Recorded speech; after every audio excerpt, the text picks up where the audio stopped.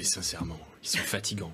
On avance, on recule, on espère, on annule. Je ne sais pas si le gouvernement se rend compte de la portée de ce qu'ils disent et surtout de la manière dont ils le disent.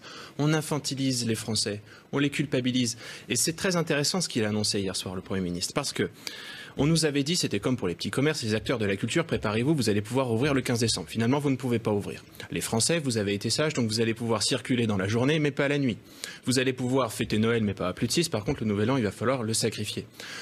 Vous pourrez vous faire tester, mais ne vous faites pas trop tester, car après, vous deviendrez irresponsable. C'est quand même Olivier Véran qui a dit hier soir que les tests ne sont pas des totems d'immunité. Mais qui sont ces gens qui nous parlent comme à des enfants, qui nous prennent un peu pour des imbéciles sans avoir, et moi c'est ce qui me choque le plus, un seul mot de compassion, de soutien ou de réconfort pour toutes celles et ceux dont les vies sont bouleversées par leurs décisions. Et ça, c'est quelque chose, je pense, de très frappant dans la manière. Moi, j'attends du gouvernement, si vous voulez, qu'il prenne de la hauteur, qu'il annonce le cap, qu'il nous guide.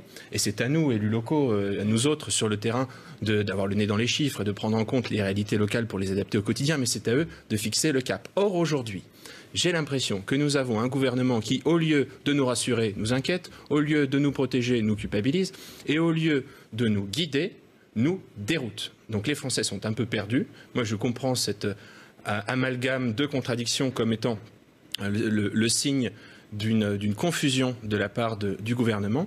Et j'aurais aimé des réponses beaucoup plus claires, beaucoup plus sensées et surtout beaucoup plus compréhensibles. Parce que ce déconfinement, s'il veut être réussi, puisque c'est comme ça qu'on parle maintenant, il faut qu'il soit compris. Alors faites-le comprendre dans des termes simples. Qu'est-ce que ça veut dire en fait des mesures concrètes, montrer un cap face à une situation qui évolue, qui dépend effectivement de plein de paramètres, de la responsabilité du comportement des gens. Qu'est-ce que ça veut dire? Alors là, je ne me fais pas porte-parole, soyons bien clairs, du gouvernement, mais j'interroge là.